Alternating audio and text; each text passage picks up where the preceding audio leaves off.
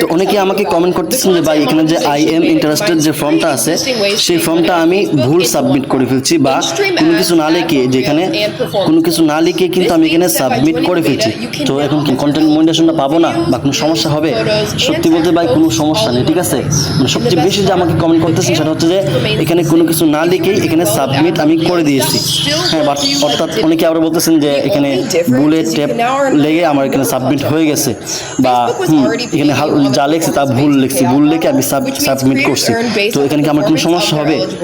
সত্যি বলতে এখানে কোনো সমস্যা হবে না। অর্থাৎ এই সাবমিটটা তাদের জন্যই যারা ফেসবুক পেজে বা ফেসবুকে যোগ্য তারা পাইতেছে না, অর্থাৎ ভালো ভিউ আছে, ভালো এঙ্গেজমেন্ট আছে, তাও সে পাইতেছে না।